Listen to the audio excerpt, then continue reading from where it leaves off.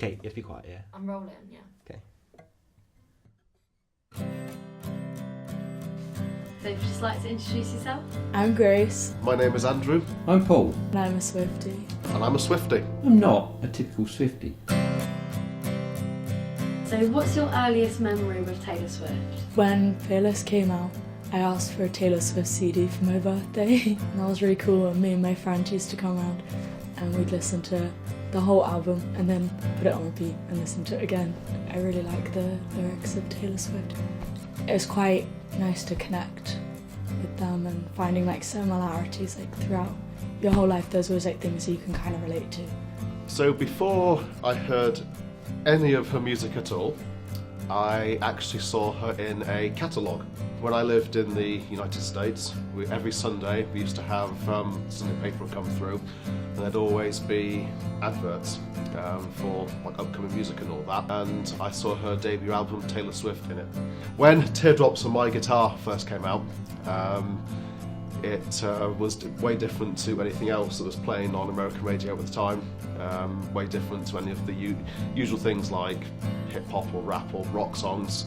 And I wasn't used to hearing a country song on the pop radio. And I thought, well, this is the lady from the catalogue a while back, and she sounds cool. I like this song.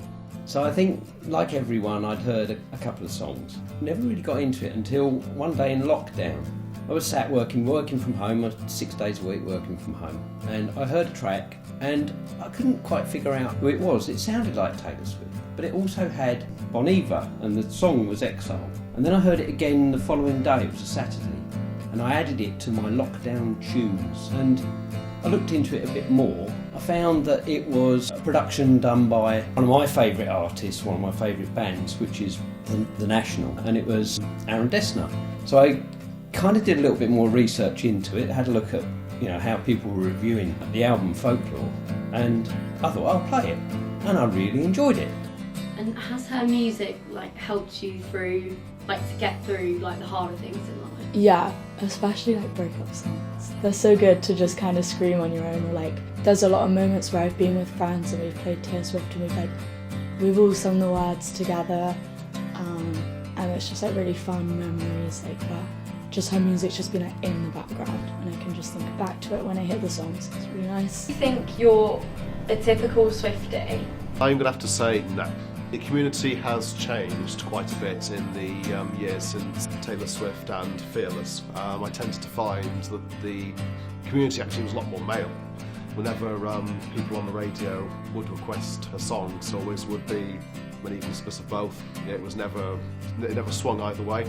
Over the years, the community has become a lot more female, also a lot younger. I don't think I am a typical one anymore. I would have been at the start, but fan bases change.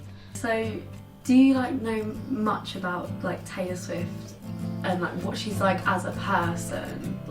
What do you engage in the media and stuff No, I don't really have a huge amount of interest in Taylor Swift as such. I just enjoyed one album. Do you think if people looked at you, they would think you're a Swiftie? No.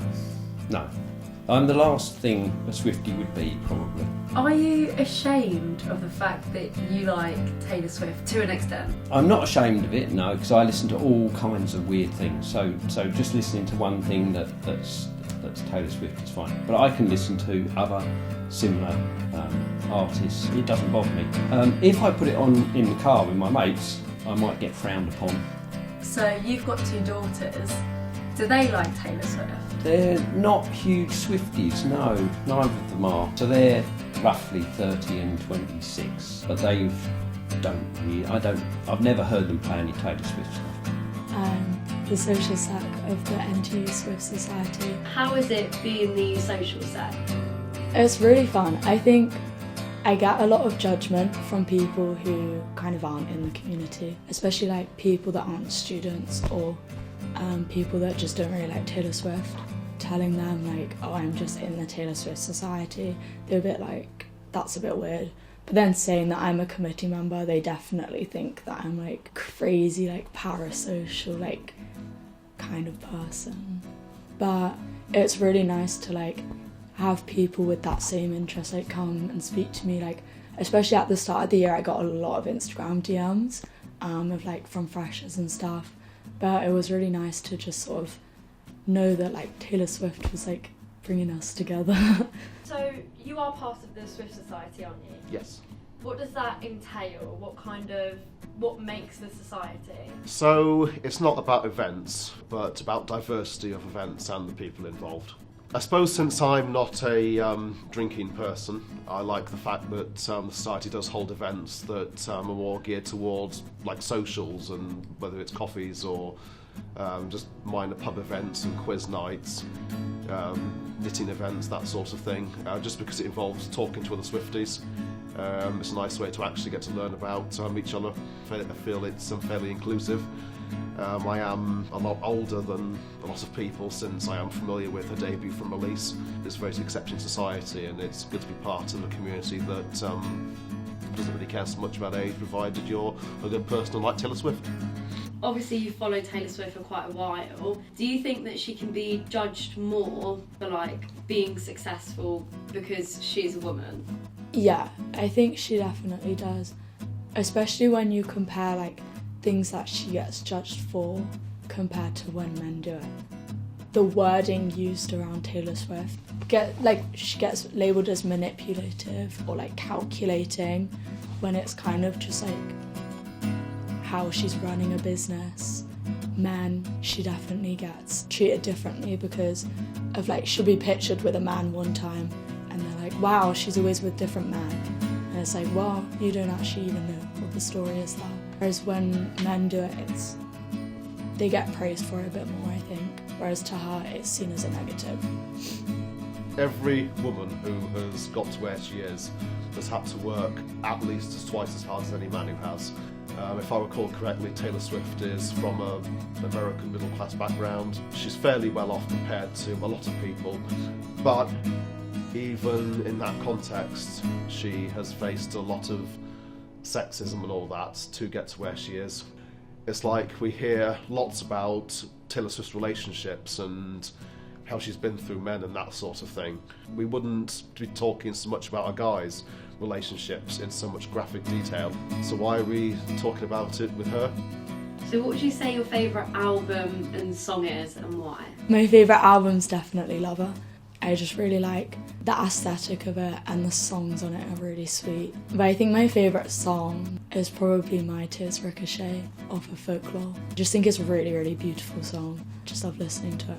Okay, so obviously Folklore's your favourite album. What's your favourite song? I like American Dynasty. That's probably my favourite song. And I like August. I kind of think that a moment in time, it's not really mine, are lyrics that actually sum up this album for me. Well, that led me on to my next question. What is your favourite song lyric and why?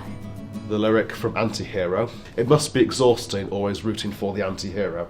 There are two reasons I like that particular lyric. First is that I never expected to hear the word anti-hero as a song title, let alone in a lyric, so it appealed to me in that way. But also I was able to make a crossover joke between that song and my favourite Marvel film. Oh, lyric. That's really hard. I really like I Once Believed Love Was Burning Red, but it's golden. Because I also like that it reflects back to her song on Red as well. I really like being a Swiftie because I think there's a lot of community, especially in the society. You can come across people from all different courses, and that's really nice. I love that everybody's just so welcoming and inclusive, and it's just such like a lovely, fun place to be.